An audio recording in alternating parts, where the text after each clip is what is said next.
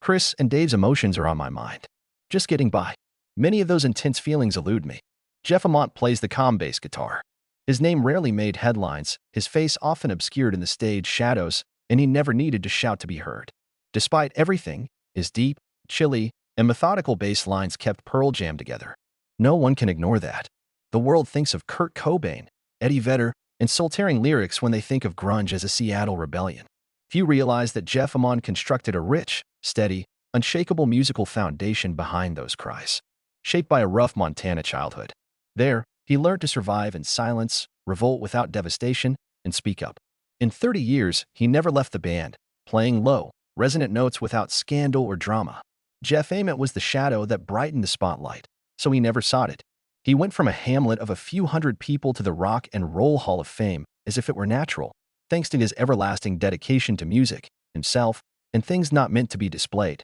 Havre, Montana, a dry, barren village on the Broad Plains near Canada, was the birthplace of Jeff Ament on March 10, 1963. He came from a German family of hard workers. Grandfather farmed. His mother, Penny Ament, worked hard to run the household in a crowded, modest home while his father, George Ament, a strict, laconic, conventional Great Northern Railway worker, worked. Jeff was the oldest of 12. That job came with pressure, expectations, and long-term loneliness. The family lived in Big Sandy, a little town with a few hundred people, one main street, one church, one high school, and infinite land.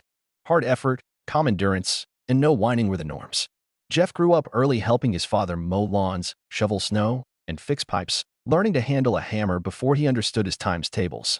His father's physical and emotional abuse gave him a strong sense of independence, a reserved temperament, and a reluctance to trust others. Jeff used art as an escape from a house full of kids and no privacy. It began with drawing. He spent hours doodling record covers or reproducing magazine photographs of his favorite bands. Then music. An ancient radio, cassettes, and late-night broadcast shows introduced him to The Clash, Ramones, Talking Heads, and Cops. Growing up in quiet and discipline, those harsh, defiant sounds resonated with him. No one in his family encouraged his artistic career. His father disapproved of Jeff's music ambitions. Town whispered when he grew long hair and dressed punk. His classmates thought he was odd. Jeff didn't give up and kept practicing, secretly creating an environment where he didn't need permission to be himself. Jeff, big, swift, and technically proficient, helped Big Sandy High School win many basketball games in addition to music. Nothing made his father prouder than basketball. Jeff saw his heart wasn't in the game. His art major at the University of Montana in Missoula began in 1981. After a few years, he quit and relocated to Seattle. He brought a bass guitar, some rough demos, and a quiet belief that another life was beneath the deep, steady tones. Early work. Seattle's early 80s music scene wasn't great. The city was cold, damp, and undefined on the rock map. Local musicians struggled to establish their voice between post-punk and pre-alternative, but Jeff Ament felt at home for the first time. Jeff left Missoula for Seattle in 1983 with his bass and a few demos after dropping out. His survival occupations included sweeping roadways, loading vehicles, and serving tables. However, at night he entered tight garages filled with punk music, raw energy, and a desire for something real. After joining his first hardcore punk band, Deranged Diction, he played small clubs with The Accused and Soundgarden. Jeff's meeting with punk and classic rock guitarist Stone Gossard changed everything. In 1984, they co-founded Green River, the first grunge band. Green River, along with Mark Arm and Alex Vincent, who would later form Mudhoney, combined raw punk with Black Sabbath-inspired sludge riffs to create dark, heavy, and compelling music. Jeff's bass playing was emotive, not slick. Full of room. It became his distinctive style. Green River created ripples in Seattle's underground culture but never broke commercially. The band split over artistic issues.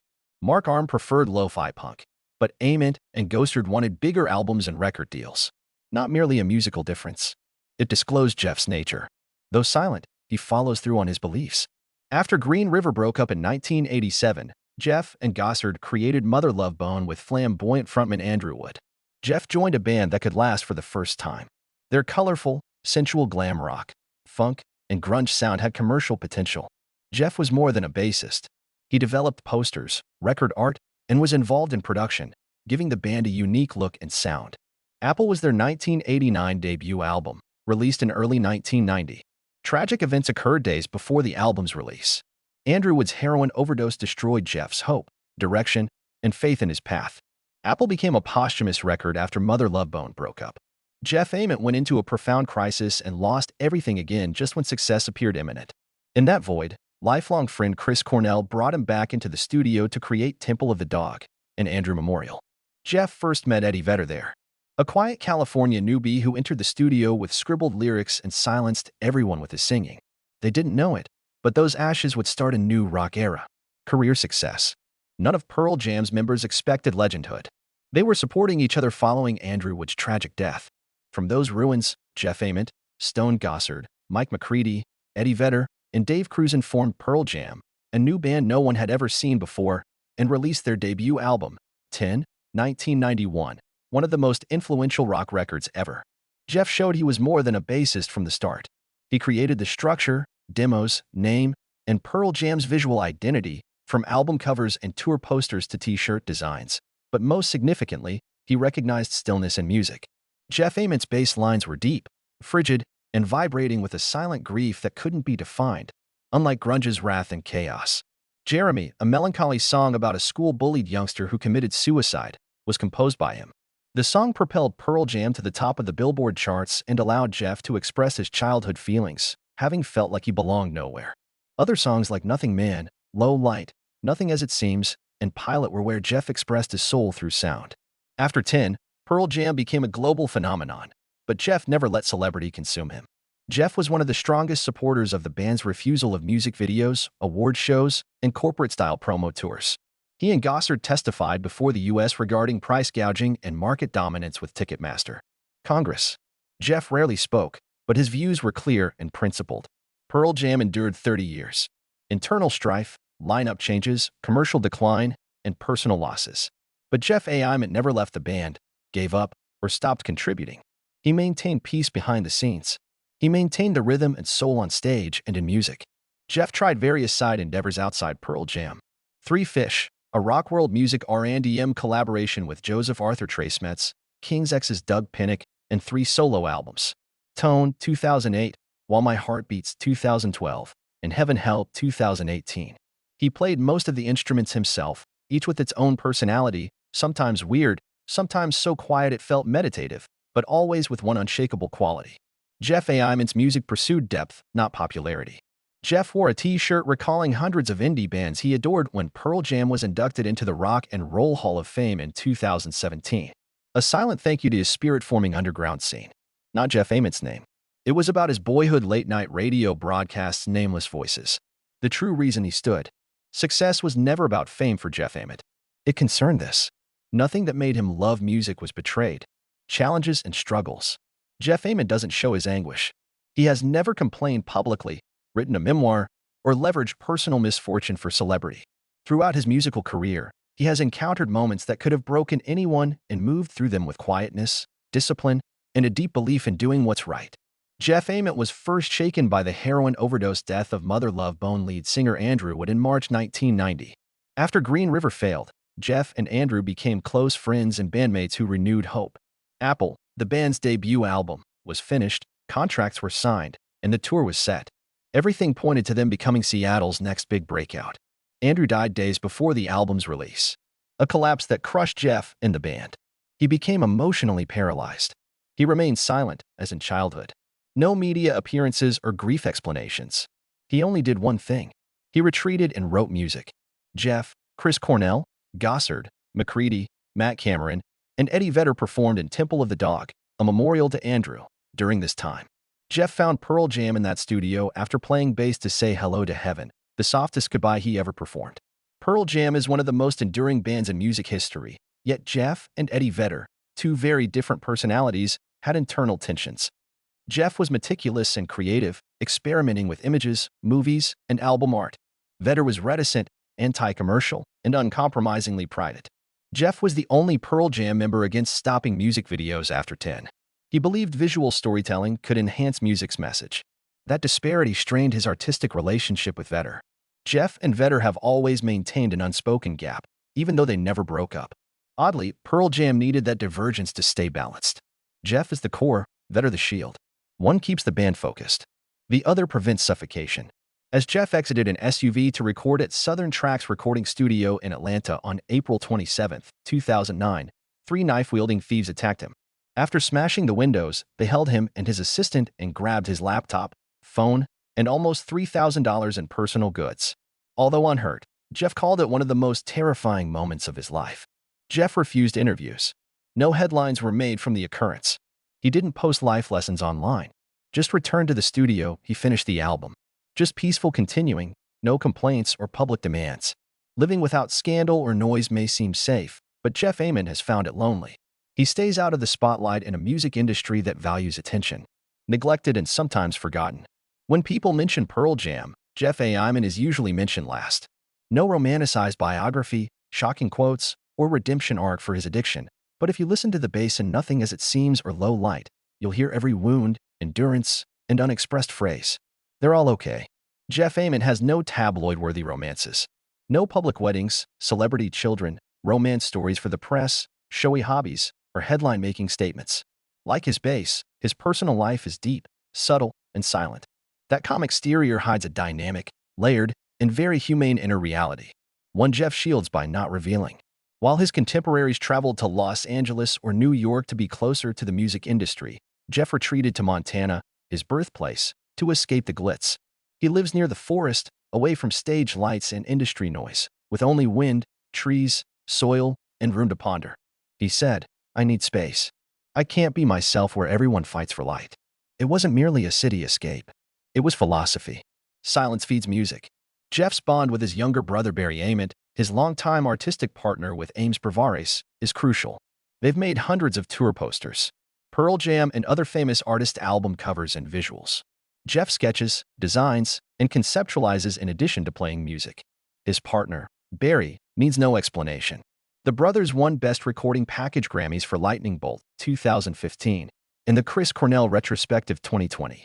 The real incentive for Jeff is straightforward.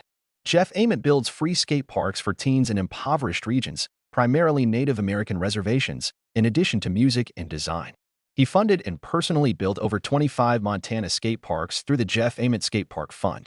From unnamed villages to tribal lands, budget blind zones generally lack movie theaters, parks, and care for youngsters. But Jeff arrives. He listens and builds. He plays basketball to reconnect with his boyhood, not for competition. He stated, "I would have fallen apart long ago without basketball and bass." Jeff has never publicly identified his spouse. He hardly discusses romance in interviews. Some of his friends say he's had a long-term, steady relationship, but he's kept that person and himself out of the media's reach. Not that he doesn't love. He loves quietly like he plays bass, no flash, no confessions, just sustaining the rhythm that keeps everything alive. Jeff Ament doesn't preach, yet his life exemplifies this. You can succeed without brag, contribute without credit, and live honorably without demonstrating anything. Not a trend follower. He doesn't dwell on history. He chooses to live correctly with his music, community, and that youngster abandoned in the fields who can now say, "I'm okay." Influence and legacy. Every grunge documentary doesn't feature Jeff Ament. Not the frontman, visual icon, or first name cited when talking about Pearl Jam. But that's why his legacy is deeper and lasts longer, requiring no spotlight, self-celebration, or time to disclose its weight. Jeff Ament's bass had a distinct role in the 1990s grunge explosion, when screaming guitars and soulful lyrics ruled the airways. The backbone, quiet, and submerged half of the emotional iceberg were it. His technique wasn't showy. Jeff played shorter, heavier notes like a whisper in empty space. Songs like Jeremy, Nothing Man, Low Light, Pilot, and Nothing As It Seems would not have worked without his bass lines. Moody, precise, and with Pearl Jam's emotional shadow. Jeff didn't use the bass to dominate. A language to explain what words couldn't. After 10 became a runaway hit, many bands of the time lost their way due to industry pressure, popularity, or internal struggle. But Jeff Ament was one of the few who kept Pearl Jam grounded, opposing over-commercialization, rejecting MTV-style music videos, questioning Ticketmaster's fan control, and putting feeling before profit. Jeff also designed Pearl Jam's crisp, distinctive album covers and tour posters for years. He kept Pearl Jam from copying themselves in a formulaic rock age. Jeff Ament doesn't announce his philanthropic work, unlike many artists. He doesn't advertise, just acts. He has built over 25 free skate parks in Montana through the Jeff Ament Skate Park Fund, mainly in disadvantaged, isolated towns where kids have no playground within 100 kilometers. Kids may not know Jeff Ament, but they're grateful for a place to skate, play, and belong. A meaningful legacy, according to Jeff, looks like that. Jeff Ament shows that honesty, humility, and endurance can be as radical in a rock culture that reinvents itself and makes disobedience feel like performance. No addictions, scandals, breakups, or departures, just music and unwavering adherence to his own compass. Jeffrey isn't a model for young musicians. He's a reminder. Living ethically can make you a legend. Current life. At 60, when most of his friends have retired, judged talent shows, written memoirs, or retired into nostalgia, Jeff Ament continues to do what he's always done. Writing music, playing bass, designing posters, developing skate parks, and staying on track. No flashy ending, just persistent continuation. In 2024, Pearl Jam released Dark Matter, a high-energy reinvention that impressed critics and fans. Jeff Ament led songwriting, graphic design, and live performance as if time had never passed. At 61, he still plays razor-sharp bass lines on stage. Nothing flashy, just precision and empathy. Jeff has never missed a big Pearl Jam tour in over 30 years, a Pearl Jam record. Jeff releases solo material despite minimal advertising. He just announced writing new songs for a fourth solo album. His solo work isn't about proving anything. Sounds too quiet for Pearl Jam are explored here. Music that needs simply space to breathe. Jeff Ament Skate Park Fund operates in 2025. He sponsors 3 to 5 distant skate park projects each year, favoring indigenous communities, impoverished students, and teen athletes without organized sports. Jeff has refused repeated offers to name parks. He wants to give them a place to belong, not recognition. Jeff Ament doesn't utilize social media, attends major award presentations, or comment on cultural or political trends. You'll see if you look at all he's done and does. He's one of the few artists who's lived without regret. He's not flawless, but he's never violated his beliefs. Fame didn't consume him. He never abandoned his hometown. He kept friends. He never stopped playing music. Jeff Ament didn't require symbolism. He never demanded attention or attempted to be remembered. Despite every lone note, every piece of art, and every modest skate park established in the icy expanses of Montana, he silently carved his name into the hearts of those who still believe music heals, not glorifies. In a society where artists mortgage their souls for fame, Jeff Ament proves you can overcome it. Stay true to yourself through success, failure, controversy, and time. Still Big Sandy Boy. Still holding that battered bass, living a tranquil life that never gave up. That image commands respect. Pearl Jam fans should listen to Nothing Man, Pilot, or Low Light and ask themselves, what gives them depth? The bass says what no one else will, not the lyrics. If you think the world needs more artists like Jeff Ament, who don't just play music but live truthfully in every note they create, like, subscribe, and share this video with anyone who's ever been moved by quiet music. Because sometimes the most powerful voices are the quietest.